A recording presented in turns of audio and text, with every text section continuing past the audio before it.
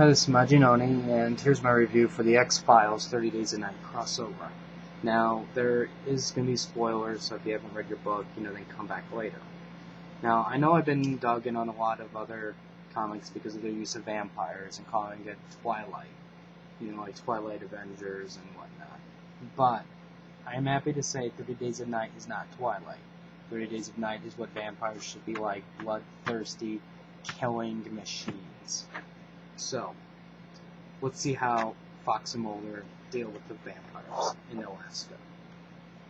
Now, what I really find entertaining about this book, which I'm sure it might infuriate or other people might not get, is I love the way they actually got Mulder down pat.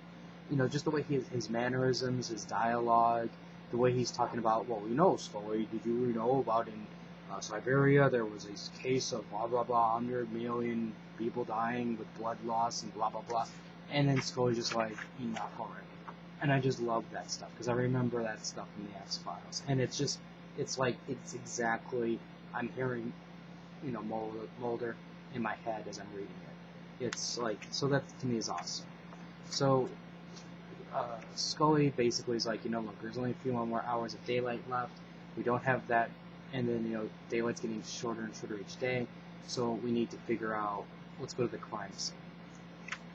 So they go there, and then, Scully's like, it's probably bears that are just, getting into these things, the vehicles, and that's why there's these claw marks and whatnot. Bears do remarkable things, and, Mulder is like,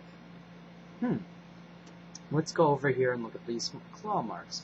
And he's like, hey Scully, since have you ever seen polar bears with human-sized, claws or hands? And Scully's just like, oh God, no. Why does it have to be like this?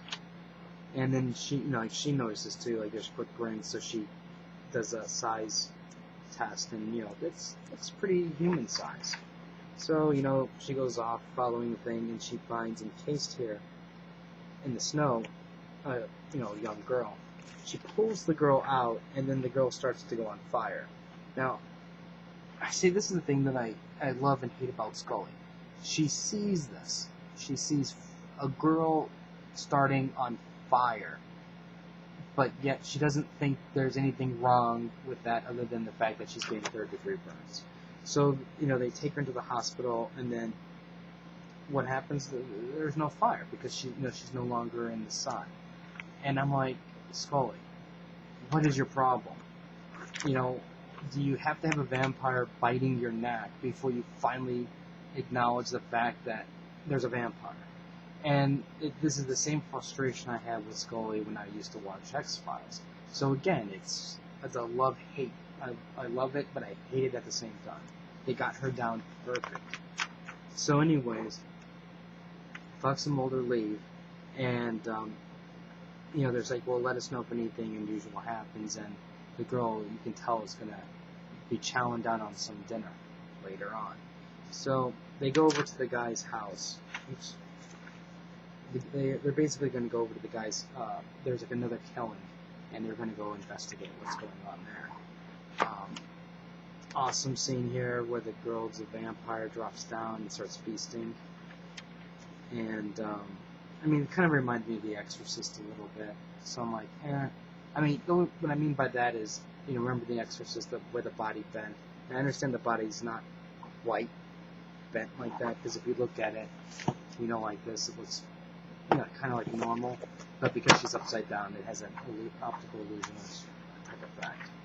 Anyways, that's off on a tangent. So they go over to this thing, and they realize that the only witness, that's him, and this isn't a real suicide. Something else is going on. So they basically split up. They split up earlier.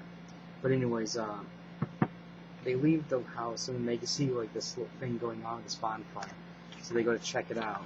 Now, when they get there, the people are like, let's see your teeth. So, they open their mouth, and they're like, okay, they're okay. And basically what they're doing is they're preparing for the night. And Scully wants to take a look, and then that's where the vessel is for the vampires, where they came in on. Now, this is definitely going, in my opinion, in some right directions. We're about to get to some serious action between the townspeople and vampires. This looks like this isn't something new to the townsfolk, which is kind of cool, because in a sense what it's doing is it's taking the 30 Days of Night basic storyline and it's continuing it, so it's not like it's fresh type thing. I'm really, really enjoying this book, and I think when the trade eventually comes out, I think I'm definitely going to buy the trade. It depends on how it ends, but I think I'm definitely so far steering in that direction. I understand this isn't going to be for everybody because it's X-Files and it's 30 Days a Night, but it's so far, like, I'm really enjoying it. The art, in my opinion, the art could be a little bit better still. I'm not really liking the artist that much, but Steve Niles is doing a great job. And let's see here. If you have any other questions or comments, feel free to leave it on the side. Subscribe to the channel. And I was wondering, which of you guys out there who are reading this is going to get the new 30 Days a Night direct-to-DVD video? I am, personally. I really like the first movie, and even though I really understand it's a direct-to video, I'm hoping it's still going to be a bloody, action-packed vampire movie that won't be anything like Twilight. Subscribe to the channel, rate it up or down, let me know what you guys think, and I'll have more videos up probably tomorrow, because I got a bunch of DC stuff to read still. So until next time.